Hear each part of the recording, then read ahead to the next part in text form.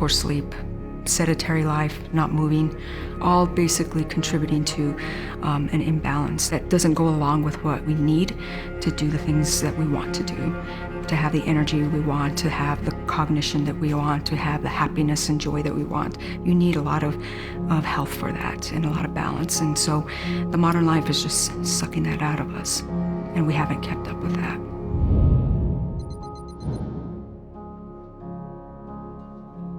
Hi, and welcome back to Proven, Healing Breakthroughs Backed by Science.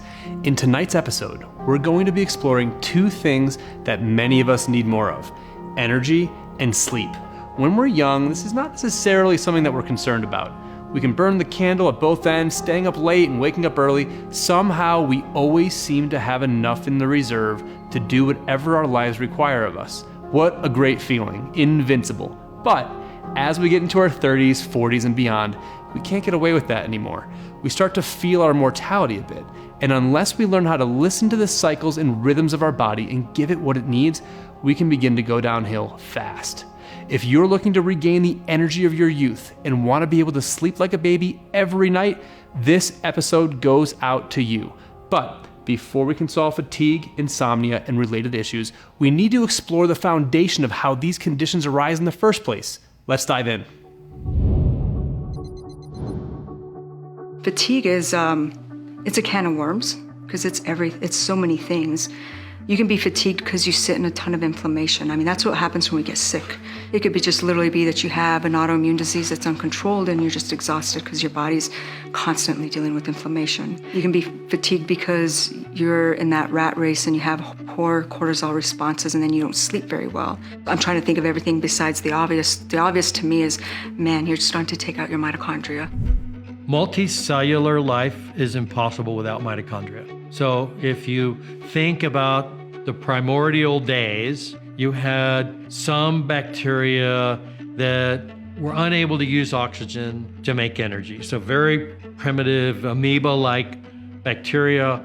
A subgroup of bacteria evolved that could use oxygen to help generate energy. What do I mean by energy? Energy is a consequence of a molecule called adenosine triphosphate, ATP. There is no other major source of energy in the body but ATP, and the mitochondria make ATP in a very efficient way. So what does that have to do with a person feeling tired or not, right? Well, we know that, a cell can have anywhere from a few hundred to thousands of mitochondria. Heart cells are packed with mitochondria, and that's obvious, right? They've got to be making ATP constantly. You make your body weight in ATP every day to stay alive. So you're generating huge amounts of ATP all the time. What happens if a cell has not as many functional mitochondria? And we know there are things that can damage mitochondria. So as they make ATP, they're generating free radicals, and that's normal to make these free radicals. But over time, those free radicals can actually damage the mitochondria. They become less and less efficient. So much energy has to be put into the mitochondria, which is the powerhouse of our cells, which actually give us ATP energy. It takes so much energy to put in there before it's going to give us energy out. Mitochondria act like a bacteria where it splits itself off to make more mitochondria. So if you have a poor functioning mitochondria working at 40% and it splits off, it makes two mitochondria working at 40%. And so what happens is you just continue to decrease your capacity for energy. It's like a carburetor. Remember the days when cars had carburetors? It's like the carburetor that's all full of junk and it can't process the gasoline. Maybe you make enough ATP to breathe, to walk around, to digest your food, but not much more than that. You don't have enough energy to go exercise or go for a run. When I'm telling a patient this, when I say you don't have this, then it makes sense to them. The energy generating part of their cell is just not being efficient. It's not extracting energy from food.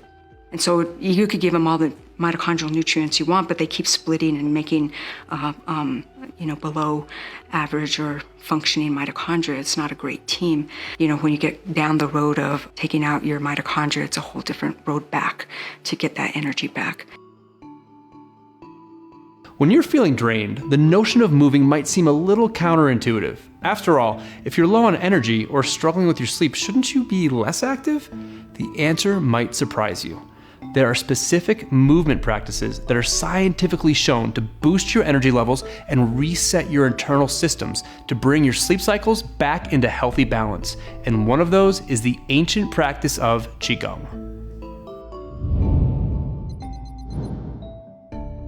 One of the things that we know absolutely is a fundamental building block to energy is muscle density. And all of these practices, the Qigong practices, have these deep stances that build up the quads and the glutes in a way that not only increase mitochondrial density, they increase the size of the mitochondria, they increase basically the powerhouses of energy in the body. So you want more energy, do some squats. You want more energy, build up your leg muscles, the big muscles of your body. These things are just fundamental to exercise, but Qigong and yoga practices are wonderful, gentle ways of doing that without harming your joints and giving you the calming effects simultaneously. Qigong is literally translated as Qi practice, Qigong. It's the energetic form of Chinese medicine.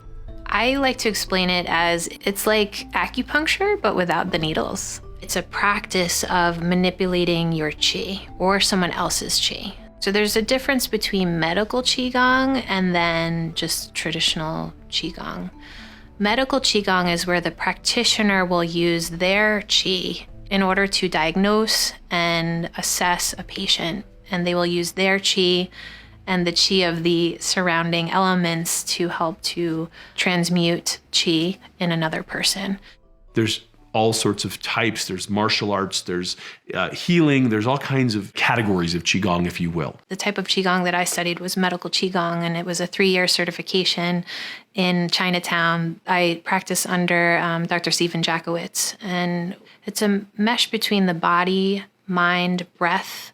And then there's the aspect of Qigong where you can self-heal, where you can actually perform certain exercises to help to regulate Qi in different organ systems and different meridians and different elements. You can practice that on your own in order to self-regulate. One of the most important factors in Qigong, to me, if you're doing the external Qigong, is the coordination of eyes, mind, body, and breath. And when you do that, something magical happens. Your sensory motor strip lights up. You start to get activation of the prefrontal cortex. The thing that these guys have been talking about for thousands of years starts to happen, and we start to witness this happening. So long as the practitioner is doing it right, which is eyes, mind, body, and breath. Qigong isn't, I don't sit there and wave my hands and say, okay, I put in my 5 minutes, let's go. You can't fake it. But if you do it right, something very powerful happens because the attention of the practitioner starts to turn inward. You start to retroflect. You start to have this innate capacity of being more aware of what's happening inside your body. In doing so, you can start to modulate and flip a very important switch that we could get into, which is the parasympathetic nervous system, what we call the rest and digest ecology of the body. The sympathetic nervous system should be running 1 to 3% of the time. Tiger shows up, either you get in or out of the situation. 15, 20, 30 minutes later, maybe an hour later, you're back to normal. You're hanging out. That's not how the modern world works. We live in sympathetic dominance. And what that does is it puts us in the amygdala, a part of the brain that's designed to be reactive, designed to say, oh, what was that sound? And our bodies start to fall apart. What happens is your secretory IgA levels in your gut start to get challenged. The microbiome starts to shift to more sugar-loving bugs and bacteria, which are then more pro-inflammatory. And this whole cascade of bad things starts to happen because this animal is starting to die. That is very specifically what Qigong and meditation, mind-body practice can fix. We're working a lot with our passion, our drive when we are performing Qigong. So that comes internally. In Chinese medicine, we believe the heart and the mind are connected. We call it the Shen. The best way I can describe Shen is the heart is what pumps the blood, and it needs to nourish the brain. So that connection needs to be working in harmony in order for our brain and our heart to function, in order for our bodies to be one. When you go to sleep, they say that the Shen is resting. So as a practitioner, when somebody has insomnia, we say there's actually like a Shen disturbance, so their mind disturbance. And then we'd actually treat the heart so that it can produce the blood and pump the blood to the brain. So that's where that connection is within Chinese medicine. And when your heart is healthy, when you're living your purpose, when you are coming from a place of love and joy, that energy, that qi emits out. That is our aura. Most people know the understanding of aura. That is our energetic field around us. So one of the basis of Qigong is balancing our heart. Our heart qi is expansive. Mother Teresa, I think of right away, like they just have this energy about them where you're magnetized to them. And that's somebody that practices working with their heart. What's great about Qigong is you can do it on yourself. So you could start to see lasting results in your own body just by performing certain exercises, certain postures, certain ways that you're holding your fingers. There's meaning behind it. You can definitely see results without having to be healed by a master. But if you do go to a master, there's somebody that is obviously well-trained and has the experience, and they will prescribe meditations for you to do at home. So as a practitioner, we will perform the medical Qigong on the patient, but then we will give them an exercise to work on at home. And it's really great for all ages. That's what's wonderful about Qigong is it's really great for children all the way up to geriatric and has really great benefits, and it's very accessible to the public. Why does it feel so good to walk on the beach barefoot?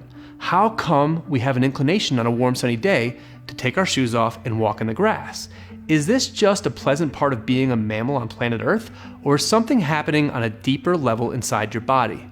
We're about to dive into the science behind the innate yes that you feel when your body comes into contact with the earth. How can this natural connection be harnessed to boost your energy levels, end fatigue, reverse disease, and nourish overall vitality? Let's find out. Did you know that the earth beneath your feet is like a battery, and that you're wearing shoes that have synthetic soles that insulate you from that energy that this battery is producing? And when you go outside barefoot, your body absorbs this energy. Or if you're indoors, you can use very convenient indoor products like mats and sheets and bands and patches that you connect to the grounding system of the building or the home.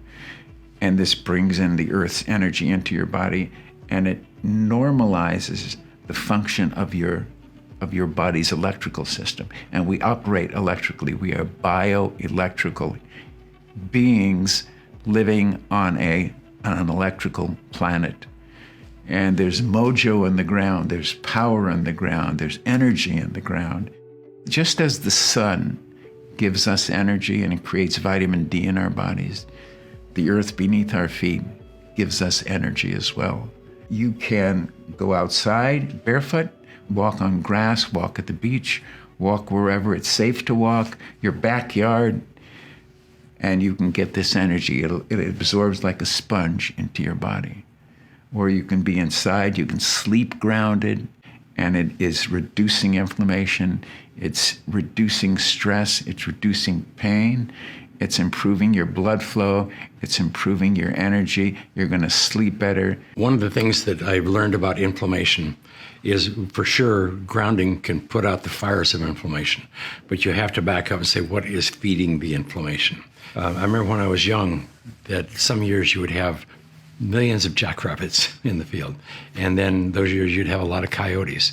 And so when you're watching other things, doing other things, you would notice that the rabbits are sitting there eating grass like normal and the coyotes trying to sneak up on them. And all of a sudden the rabbit's ears go up like this, cortisol spikes, fight or flight system. And then the coyote, he springs. So the rabbit runs back and forth, zigzags back and forth across the pasture because he's got to have one eye on the coyote. So the coyote, 90% of the time, if not more, he will run and chase the rabbit. And then all of a sudden the coyote lays down. He runs out of energy, conservation of energy.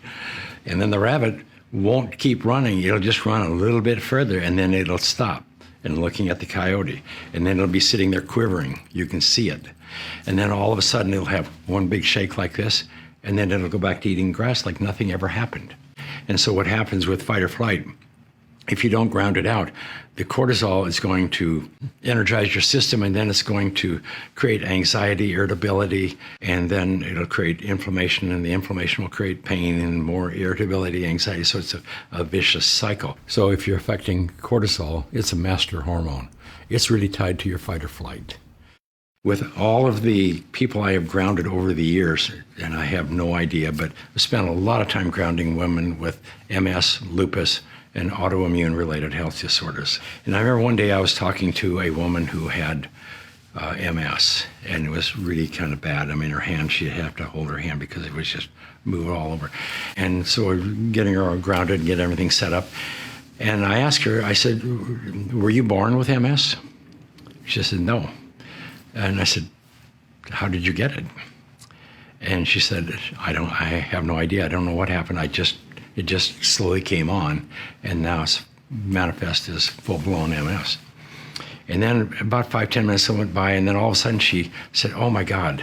She said, I never thought about it, but I'd lost a son, my mother had died, and I don't remember all the issues, but anyhow, she went into a state of chronically elevated sympathetic state, fight or flight state, and she froze in that. So that's what I recognized early on in lupus, MS, fibromyalgia. Almost all of these people had the same story. Great loss. I lost a house. I lost a husband. And whatever it was, there was a great loss. I kind of said, okay, these are all coyotes. I mean, we get up in the morning, and the first thing you get up, the cell phone. I mean, there's messages, there's whatever. So every time even if somebody drops a fork on the floor, there's a visceral response, and it's a cortisol spike. I mean, all these mini cortisol spikes. And then as the day goes on, there's more and more anxiety. So their bodies are filled with cortisol, and they never ground out like the rabbit. I mean, the coyotes keep coming, but they never find that time. The most important thing here now is the sympathetic nervous system responses, cortisol, fight or flight. But over here, you have the parasympathetic, and his functions with adrenals and as hormones. The adrenals and the hormones, they try to modulate the sympathetic so it doesn't overdrive, so it gives you that split second or a few seconds to make a decision. Do I run or do I fight? No matter what's going on in your environment. I mean, you're responding to noise, everything going on in your environment.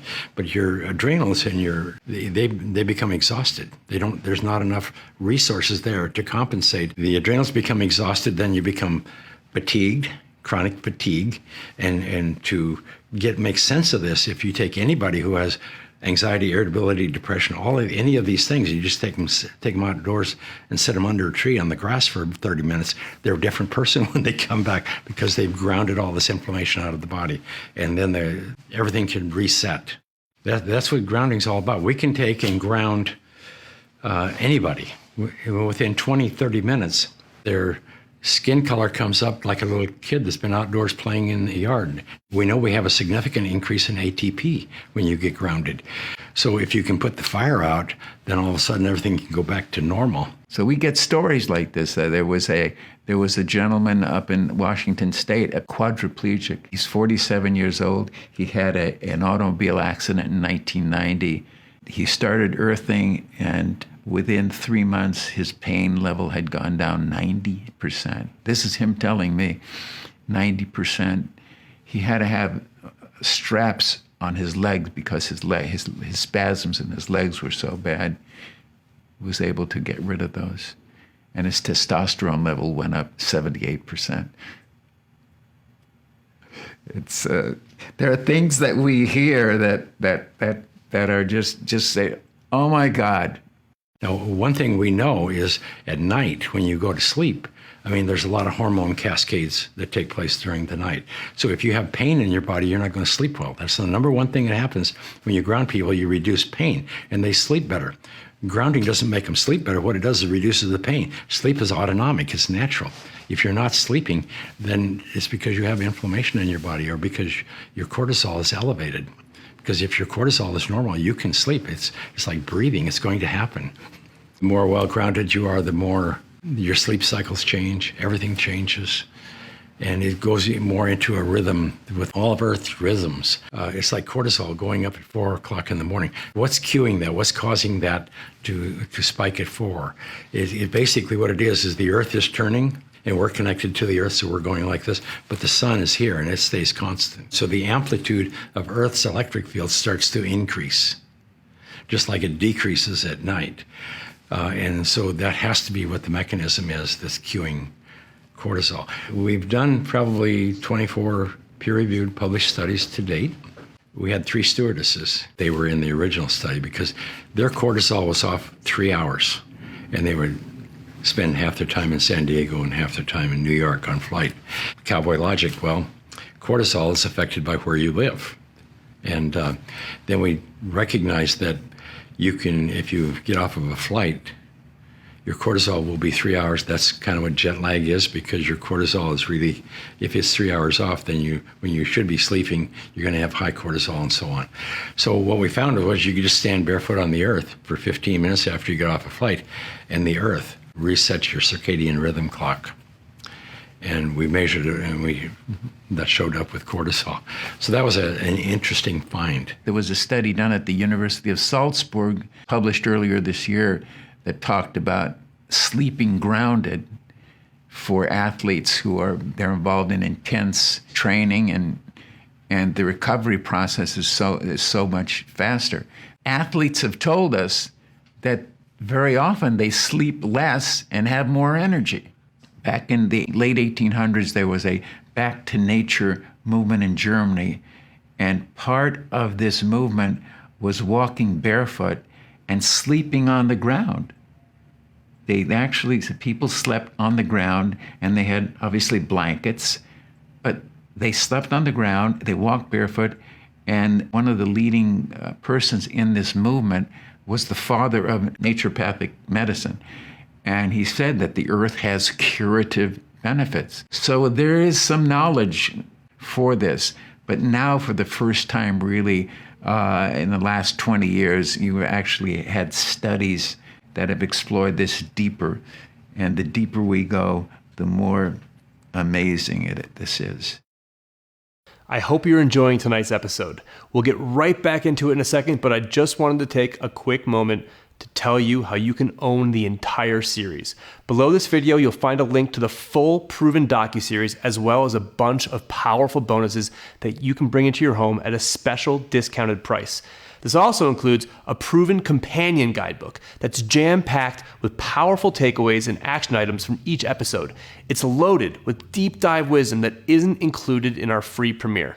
On top of that, we're hosting 2 live Q&As where you can ask questions directly to some of the renowned experts you see in these episodes.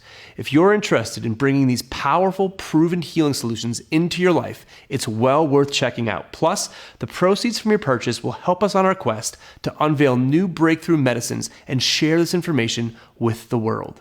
Make sure to check it out. Now back to tonight's episode. So we've established the idea that your body is electrical in nature, right? Did you know that at any given moment, there's an average of 100 watts of electricity coursing through you, which is more than enough to light up a light bulb? And when you're exerting yourself physically while exercising, you can produce up to 2,000 watts of energy, or enough to power 20 light bulbs. Whoa! With so much energy coursing through you, how is it possible to feel fatigued? Well, new evidence shows that holding on to negative thoughts and emotions, which take up a lot of this energy, can really deplete us and leave us feeling tired and fatigued. Unresolved events from our past and limiting beliefs do more harm to us than we previously thought. how best to clear these psychological weights that are holding us back. We're about to revisit a revolutionary personal practice called EFT that may be able to do just that.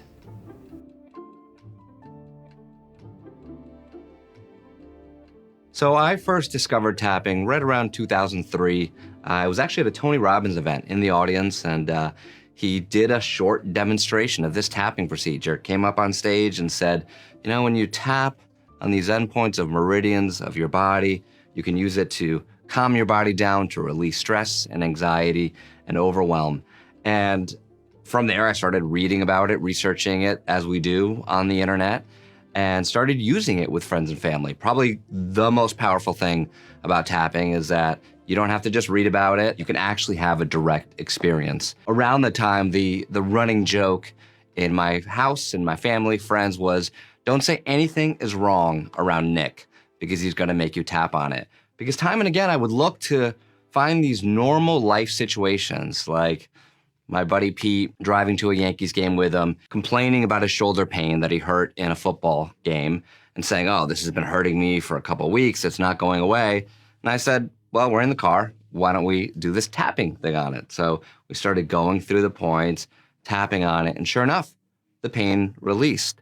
And it was time and again, all these experiences where people were struggling with the everyday challenges of life, being angry about something, being overwhelmed about something, feeling anxiety. And I would try the tapping technique to see what worked.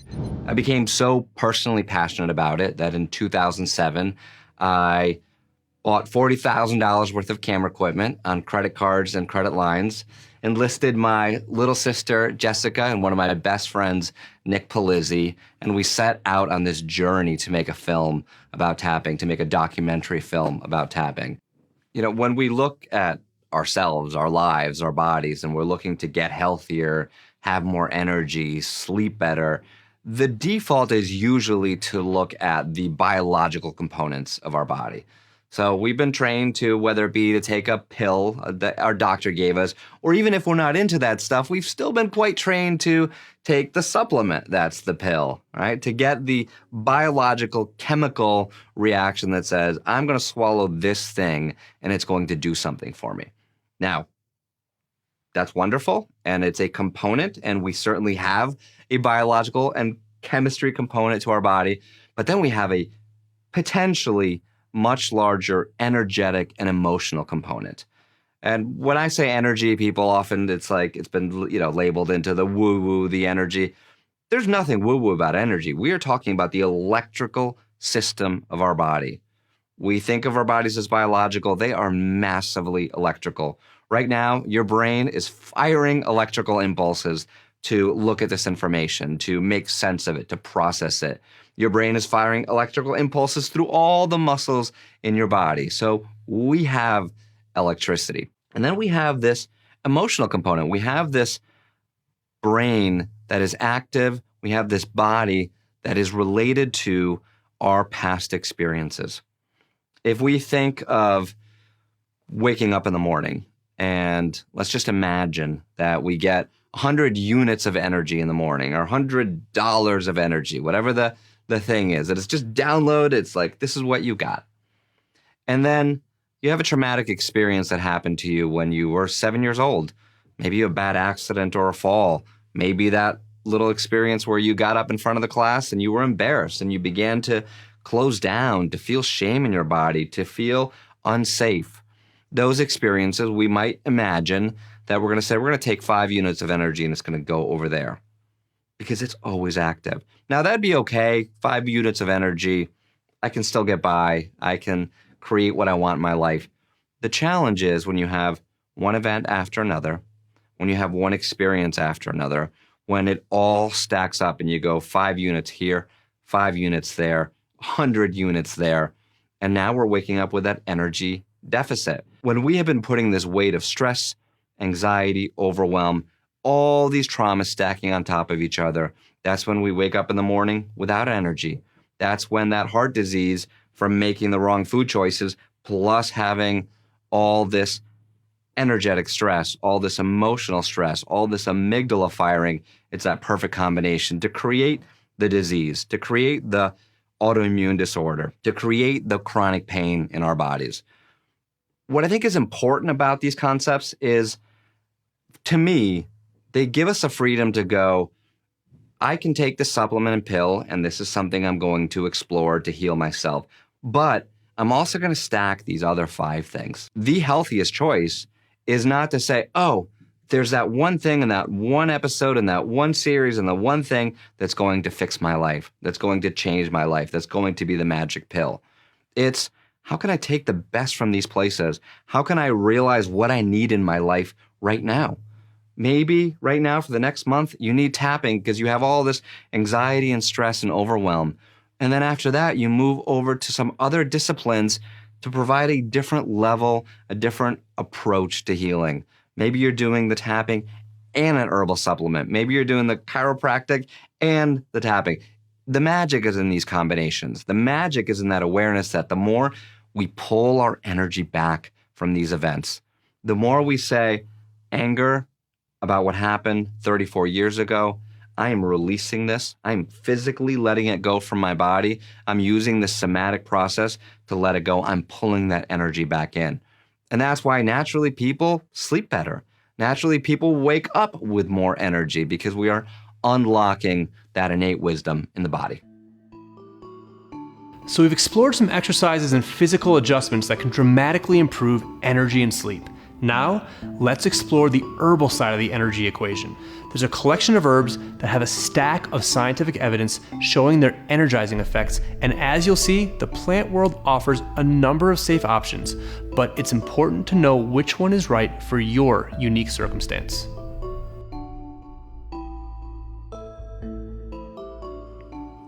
There are multiple reasons why somebody may be fatigued. If we're dealing with sleep issues, obviously you need to deal with that so that you get good quality sleep, an adequate amount of sleep.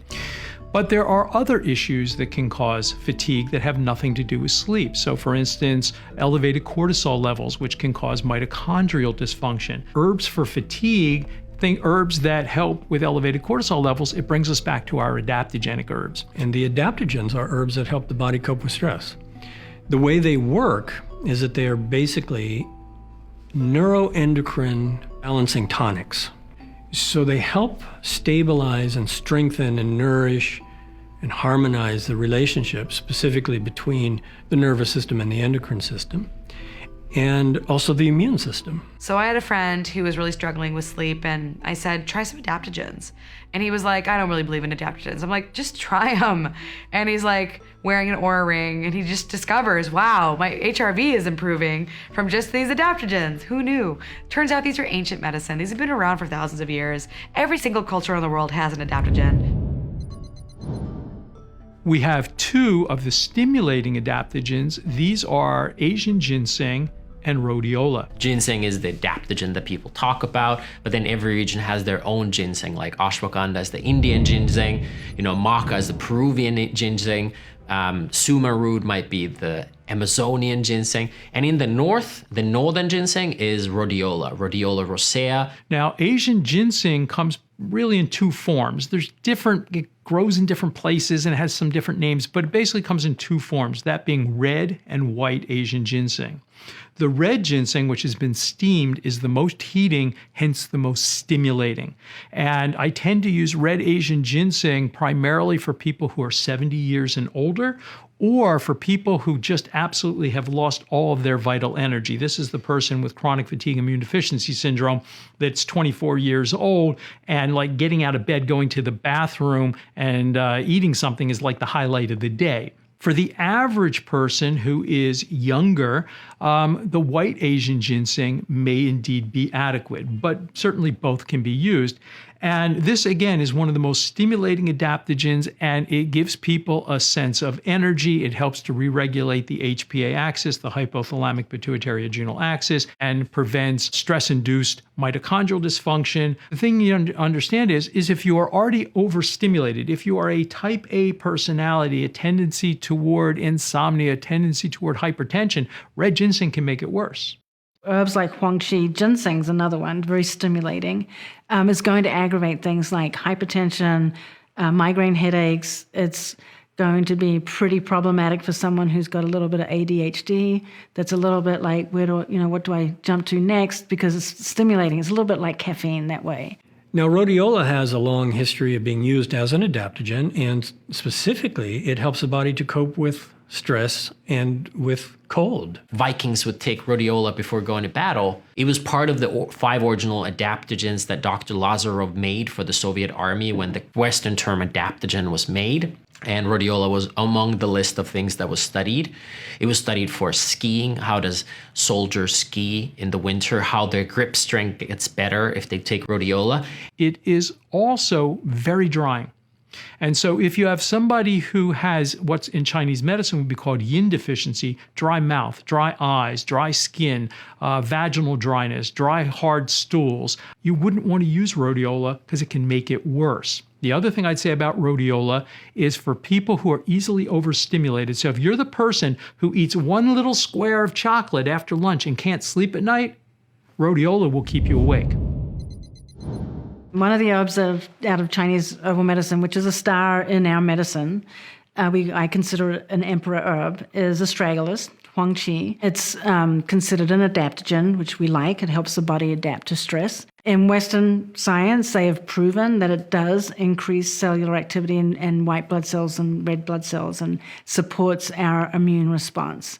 The downside with herbs like Huang Qi or astragalus is that if someone has a lot of qi, which a lot of us do, even though sometimes we think we don't, we actually are really well fed and live in nice, comfortable homes and are able to live a pretty healthy life. But we do run ourselves ragged a little bit. So it's like, let's take some Huang Qi. So let's say you have borderline pre-hypertension. Huang Qi is going to push you more into hypertension. Sometimes in clinic, I'll be struggling with someone's response to treatment, and they won't be getting better as quickly as I had wanted them to. And 9 times out of 10, I'll start digging about what I've overlooked something, or they haven't shared something about their supplements. And so many times it's like, I take this thing with astragalus in it, or I take this supplement with renshen, ginseng in it. And I'll be like, we need to stop that.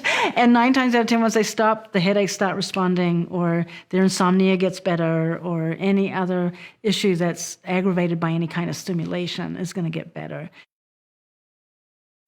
Okay, so now that we've covered some herbal pick-me-ups, let's take a look at some good night remedies that will help you get some high-quality Z's.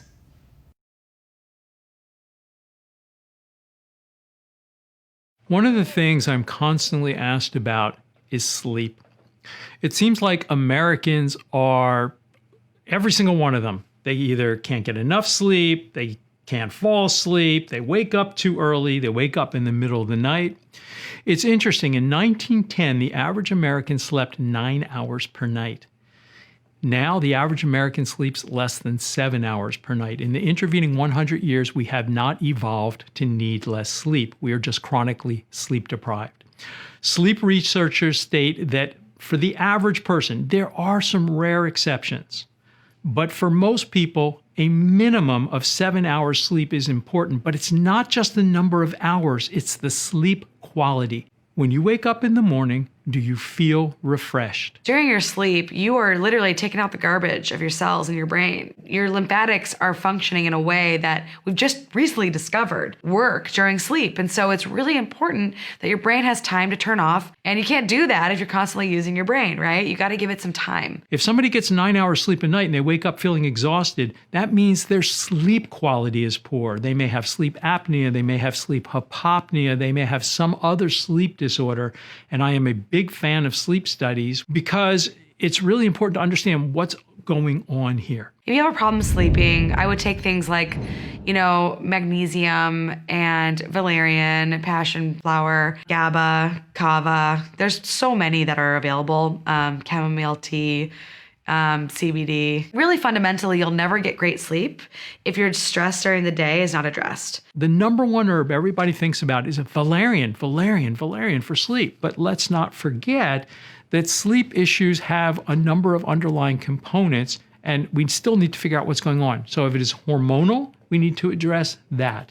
If it is anxiety, we need to address that. Many years ago, I used to manage a health food store in Manhattan, and I had an employee. She'd be 10 minutes late, 15 minutes late, 20 minutes late. And so finally, I screwed up my courage to kind of, I had to confront her. And I said, Sylvia, you're late every morning. You have to be here at 9. In fact, you should be here a few minutes before so you can get ready and be ready to go to work. And she looks at me and she says, I'm sorry. She says, I'm just having a terrible time. I'm waking up in the middle of the night and I can't get back to sleep. And then when I eventually fall asleep, I oversleep my alarm. And I looked and I said, Sylvia, I'm an herbalist. You should have come to me. And I look at the shelf and there's a bottle of valerian. I take it and I said, Sylvia, take this. It'll work. It'll help you. The next morning, she's early. I'm feeling so good about myself. See, I knew what I was doing, except she's not smiling. And I said, Sylvia, what's going on? And she goes, what the heck did you give me? I took this stuff. I was awake all night. I cleaned my apartment 17 times. Well, it turns out that first off, in research, valerian is not a sedative. Valerian is an anxiolytic and antispasmodic. So if your sleep issues are due to anxiety or muscle tension, it may be of help. But there's a small number of people when they take valerian, it's like they just took an amphetamine. There's not just one kind of insomnia. So for instance, with menopausal insomnia, the classic pattern is the woman has no problem going to sleep. She wakes up every night between 1 and 3 in the morning. For that, I like to use a combination of hops, motherwort, and passion flower. And it is often fairly effective. And of that combination, if I had to pick a single herb to give somebody for sleep, it wouldn't be valerian, which a lot of people go to, it would be hops. Hops is much more effective than valerian as a sleep aid.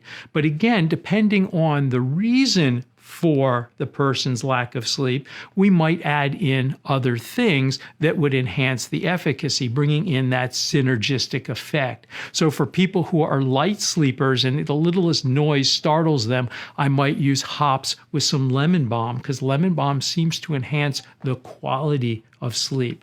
If somebody has a deeper sleep issue, again, sleep hypopnea, sleep apnea, you have to address that. Herbs won't affect either of those conditions effectively. On the other hand, if I have somebody who tells me it's like there's a talk radio in their head and they just sit there at night in bed thinking about all the things they did today, what they should have done, what they could have done, what they're going to do tomorrow, what they're going to do in the next lifetime, passion flower.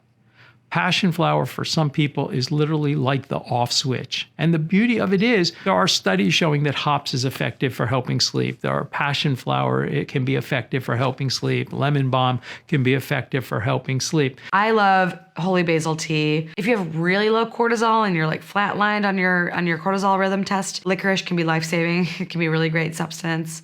Almost every great pharmaceutical grade supplement company is going to have a line of sleep supplements.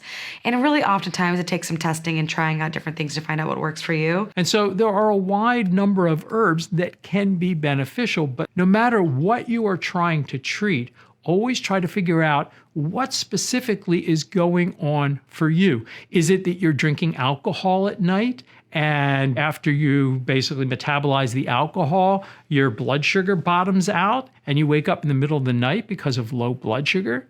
Do things that are relaxing before you go to sleep. Watching scary movies at night before you go to bed, reading a page turner are not ways to relax. And turning off those screens way earlier than 8 p.m. You just can't expect to sleep well if you're sending the signals to your body that it's daytime. This is a phenomenon known as sleep hygiene, and good sleep hygiene is as important as any herbs that you can take.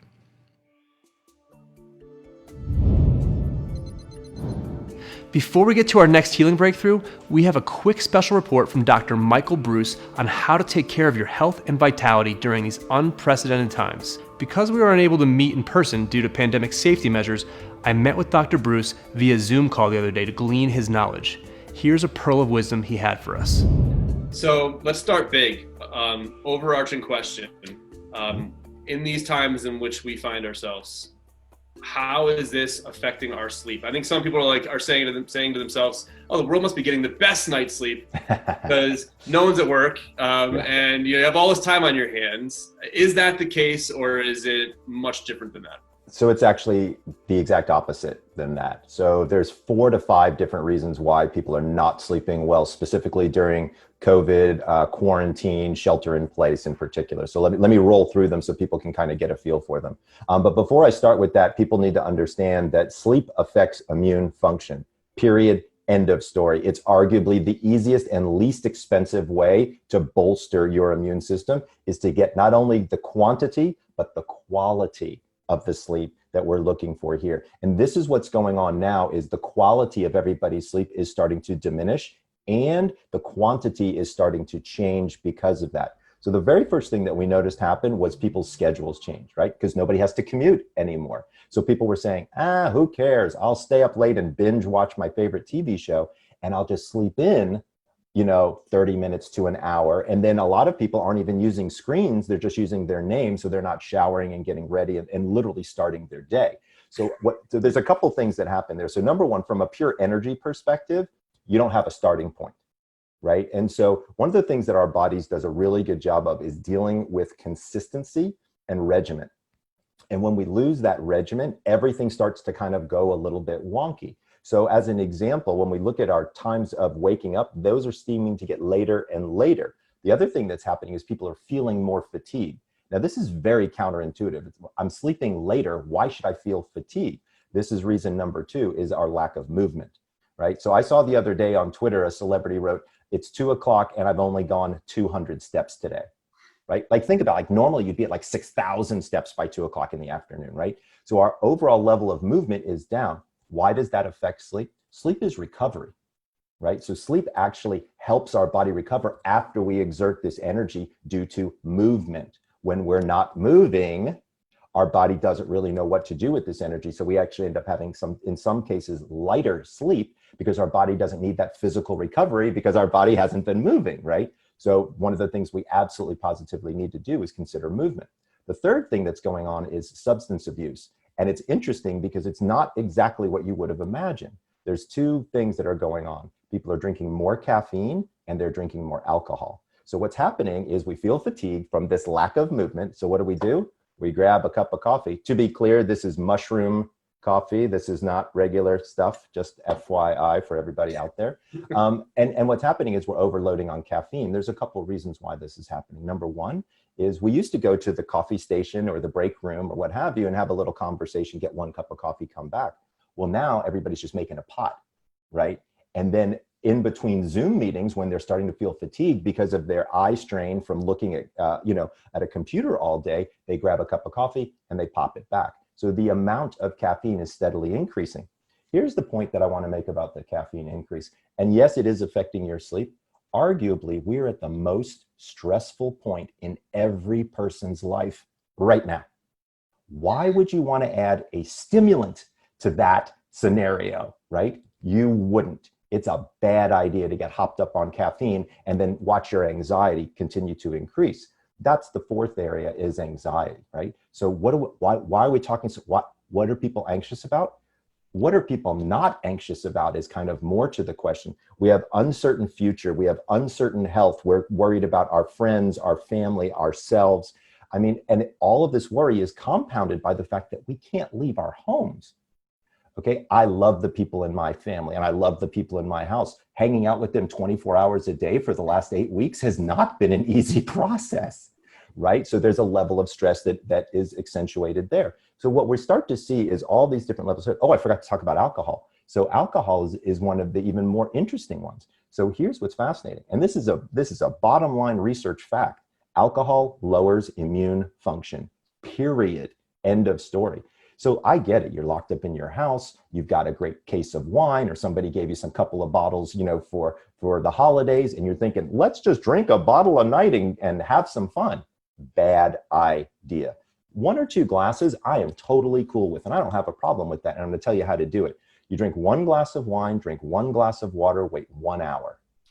That's how you do it. Drink 2 glasses of wine, drink 2 glasses of water, wait 2 hours. Once you go past 2 glasses of wine, that turns into a problem in 2 respects. Number 1, there's a really big difference between going to sleep and passing out, right? We don't like the passing out because that lowers the amount of deep sleep that you get. So that physical restoration is gone. Remember, you're feeling fatigued. When you add alcohol, it takes out the physical restoration portion of sleep. So you're going to feel even more fatigue, which is going to make you drink more coffee, which is going to make you want to take naps during the day, all of which you don't want to be doing. So what you can see is almost literally all of the influences that are in our lives now are leading us to a situation of poor quality and quantity of sleep.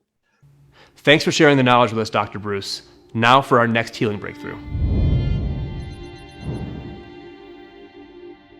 So we've covered 4 realms of alternative medicine for boosting your energy levels and healing your sleep. Well, for our number 1 solution tonight, we're going in a slightly different but absolutely vital direction. If you ask a functional medicine doctor, they'll likely tell you that the reason half of their patients initially come to them is because of a fatigue complaint. This strikes a personal note because it's the exact reason why I went to a functional MD 10 years ago. My energy plummeted almost overnight, and there was no obvious reason why. Well, the first thing a functional MD or an integrative physician will often do when they hear that complaint of fatigue is to A, ask you a ton of questions about your day-to-day life and surrounding environment, and B, order a number of tests, most of which you've never heard of before, to get an idea of what's going on inside of you, from blood chemistry, hormone levels, and gut health function, all the way to food sensitivities, environmental toxins, and hidden infections. We have a whole new world of technology at our disposal, and it's now safe and fairly easy to get a full picture of what is going on deep within us. When it comes to fatigue, testing is not only fascinating, but it's absolutely vital, as you're about to find out. The technical term that we use to describe functional medicine is applied systems biology, which is a mouthful and sounds pretty complicated, but basically it's the same idea that ancient healing systems like traditional Chinese medicine have always applied, which is that you're treating the whole person, right? You're treating, all the different systems that could go awry in the individual, as opposed to being narrowly focused on what disease the person has.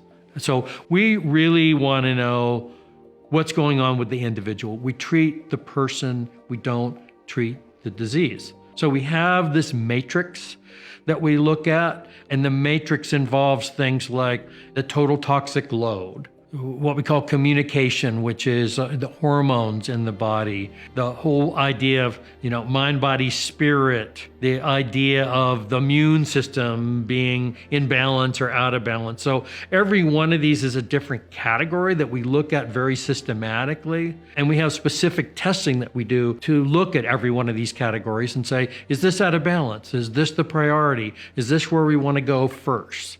So if I have a patient with chronic fatigue, the question that comes up is, what's really the best approach dietarily? And it highly depends on the individual. If they're chronically fatigued and they're overweight and they have blood sugar issues, then I'm definitely going to go down the path of time-restricted feeding or intermittent fasting, or maybe even a ketogenic diet. The Institute for Functional Medicine actually has a diet that they call the MITO plan, the mitochondrial plan. And they have a version that's the mitochondrial plan with the ketogenic option. And that is based on the belief that generally consuming carbs, and especially refined carbs, is not a very efficient way to generate energy. But if a person is thin, and they don't have any blood sugar issues, I have to be really careful about calorie restriction in that individual. So again, I'm treating a person, I'm not treating the condition. And then I've got to look at all the other factors that may be contributing to fatigue. Are they toxic? That's the first thing I think of, So I would do a toxic workup. In my practice, I see a lot of people with chronic neurological symptoms that have been to many different doctors, specialists, even alternative practitioners, and still are struggling. And typically I find it's things like brain fog or difficulty with concentrating and focusing and kind of connecting their thoughts, or emotional symptoms. And one major under-recognized root cause I've seen is mold toxicity. Because what ends up happening if you're infected with mold, and Just like in a building could be infected with mold in the basement, or it could be in the HVAC or air conditioning system. The same thing could happen to us.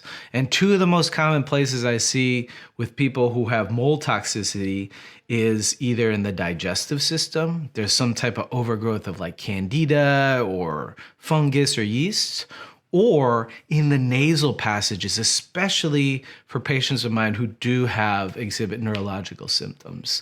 So there's different types of theories out there as to why it happens and different types of treatments available. But one of the things we find is if the bacteria or mold or any type of pathogen infects the nasal passages, there's just a thin membrane protecting our nervous system from that. And so there can be easy infiltration. And not only that, if you have mold or you have a mold infection, what ends up happening, they release toxins that can be really damaging to not only things like the immune system or like your body, but also to your brain and nervous system. A woman I just saw not long ago came to see me from Iowa. And she is surrounded by cornfields. And she says, I go out for a bike ride or a run, and they are out spraying all the time. So I don't know what I'm getting exposed to, right? Because there's not a little sign saying, watch out, we're spraying with atrazine.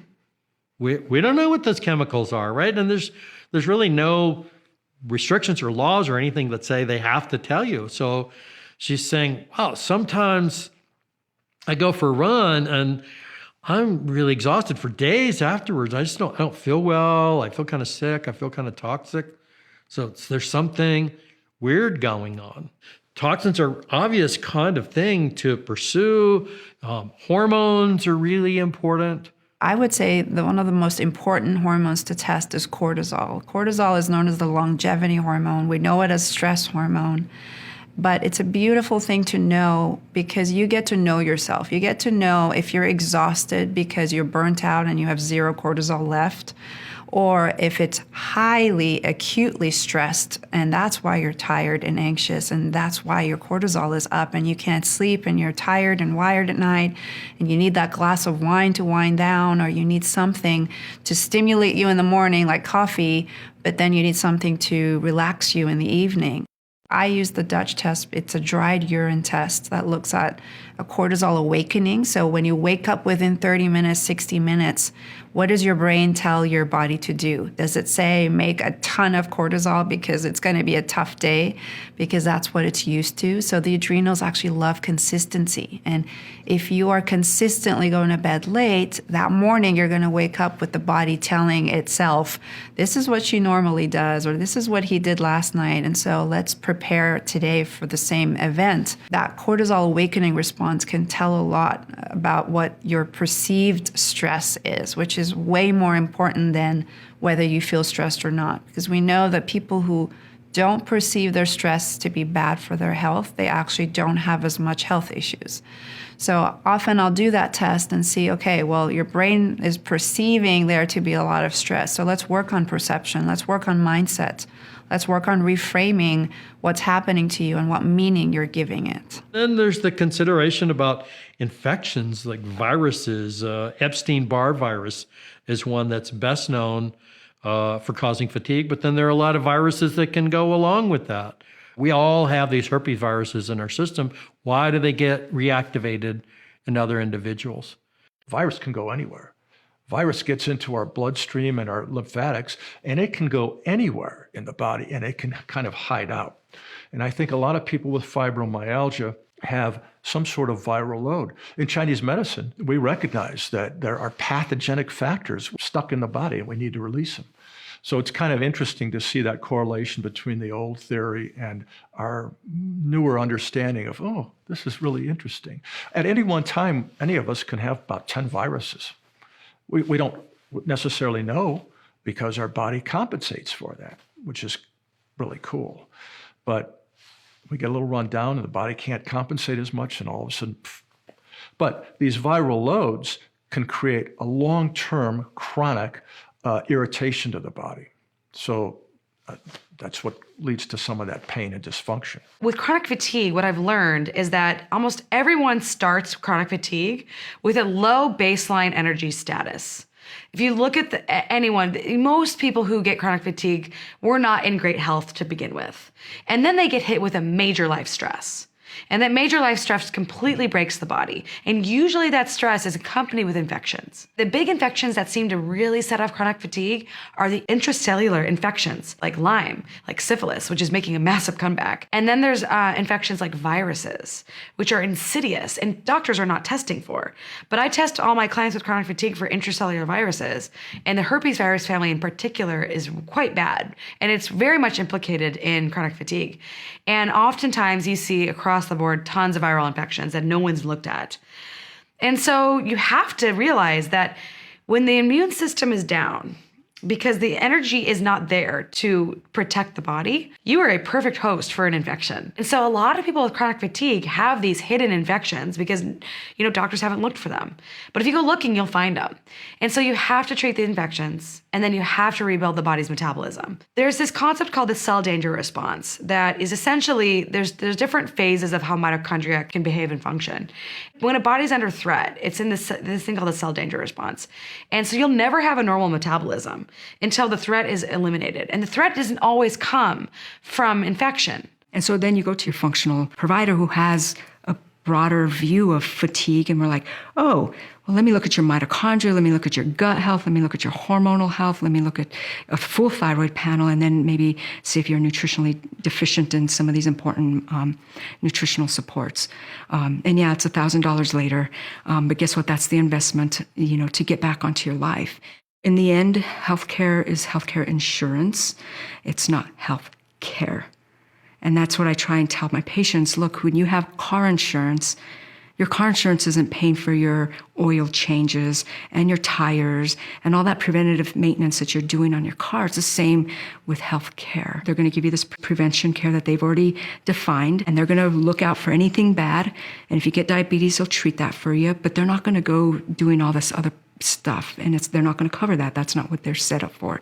It just doesn't fit the business model. Can people order their own test? That's really the million-dollar question, because I can't tell you how many times I've had a patient come to see me who had classic symptoms of low thyroid. And they went to their mainstream doctor and said, I'm fatigued, I've got hair loss, I'm constipated, dry skin, and slow pulse, and I'm cold all the time. Would you test my thyroid? No, you don't have a thyroid problem. It's all in your mind. You just need to get more sleep. So a lot of people have this struggle with finding doctors who can actually prescribe the labs that they need to get the health that they want. And my mom is an example of this. My mom went to her doctor. I gave her my lab list that I recommend every patient get. And the doctor says, I can't give you these labs because I don't have a clinical reason for these. And that is truthfully how the insurance system works. If there's not a clinical problem yet, then you cannot prevent it with information because this insurance system just doesn't pay for that. They do pay for some preventive labs, and she was able to get a lipid panel and a fasting glucose and a few other things, but not the full picture of what I would want. The thing that you can do is you can go online and you can go to the Institute of Functional Medicine or the Institute of Integrative Medicine. You can find a doctor in your area that will order these tests for you. You can also go to websites like Inside Tracker, which I'm not affiliated with, or Wellness Effects, or a bunch of other online lab companies that just enable consumers to go buy labs. And they'll order these for you, and you can go to a LabCorp and you can get them drawn, and then they will interpret them for you. The way that I explain this to people is you're going to have to pay for health at some point. The question is, are you going to pay for it when you're young, or are you going to pay for it when you're old? Because I guarantee if you wait till you're old to start paying for your health, you're going to be paying for drugs, and you're going to be paying for surgeries and joint replacements. The question is when do you want to start paying for your health? And so I look at health as an investment. Just today, I got news that there was an article published in the Journal of the American Medical Association validating the functional medicine model. And what the study did was it looked at a group of patients at the Cleveland Clinic, which has its own functional medicine center that was established several years ago. Very, very successful functional medicine Center. They looked at patients with a range of illnesses and followed them using quality of life questionnaires. What's your energy level like? What's your general level of happiness? How do you feel? How are all your bodily systems working? And what they found is that when they used the functional medicine approach for whatever problem they had, that they ended up feeling better. They ended up doing well. Okay, what have we learned? First off, multicellular life is impossible without the mitochondria. Long ago, this ancient bacteria formed a commensal or mutually beneficial relationship with humans.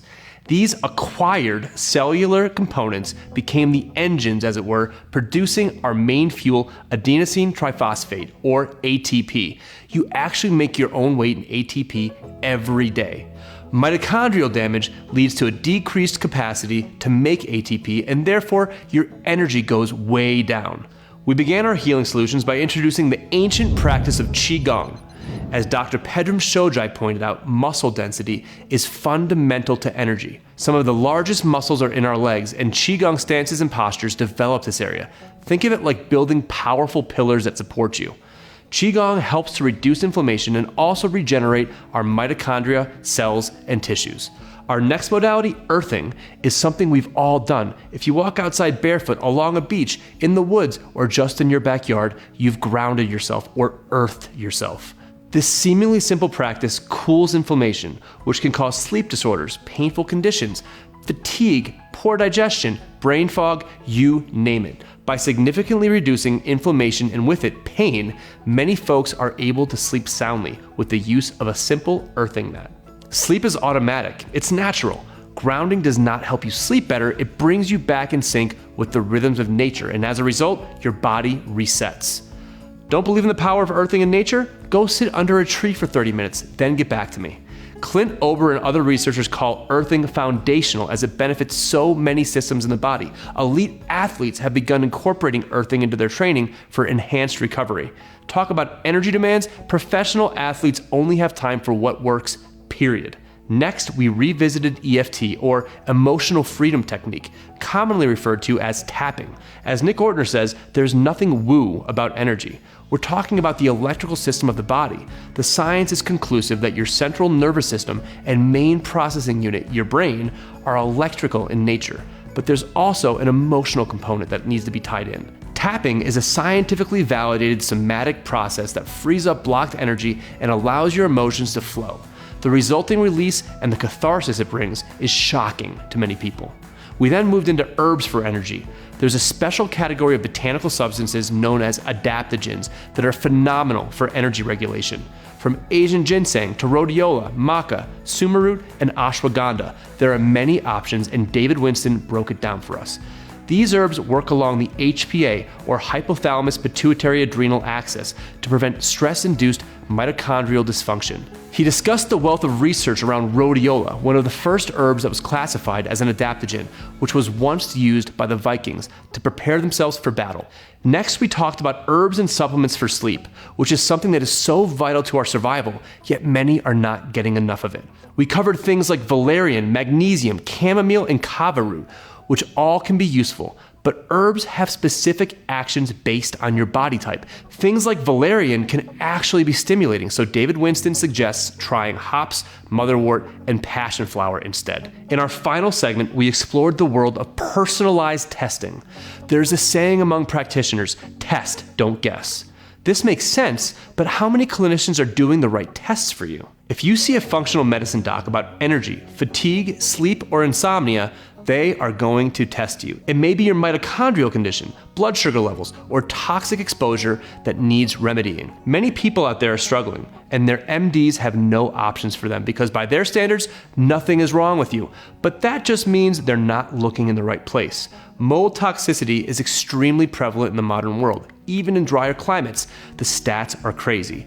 Did you know that most buildings in the US have mold growth? And if you live in a humid or wet area, the concentration only goes up. Other recommended tests target hidden bacterial and viral infections in your body. Even after we've recovered from them, some viruses can go dormant and linger in the body only to come out later and cause problems.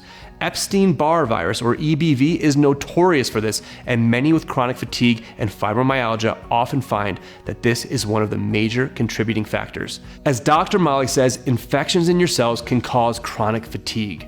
Hormones also play a key role in your energy levels, so a panel for baseline measures is good, especially thyroid and adrenal hormones. Okay, 2 more things before we go. 1, make sure to click the button below this video to find out how you can bring all 9 episodes of the Proven docuseries, plus a bunch of powerful bonus resources into your home for life. Every one of us deserves to know the full spectrum of healing options that are out there for us, and the information in this series is something you will want to come back to again and again whenever an illness arises in your circle, be it your own health or that of your family and friends. You can own the digital, the physical, or the all-access package at a special discounted price, but during this event only. Now is the time. Lastly, what proven healing secrets do we have coming up next? Tomorrow night is a triple header that explores 3 health challenges that have taken the modern world by storm: diabetes, obesity, and heart disease. We'll be uncovering some powerful therapies and lifestyle practices that are highly beneficial to heart health and overall blood health, as well as some powerful tips for losing weight safely and effectively. There are so many underlying causes of obesity and weight gain that the masses are simply overlooking. Tomorrow, we'll pull back the veil on some of those alternative healing secrets. These 3 dangerous diseases, diabetes, obesity, and heart disease, are all intimately related, and by dialing into one, we often can benefit all 3, as you're about to see tomorrow. We're going deep in this one, so make sure to tune in.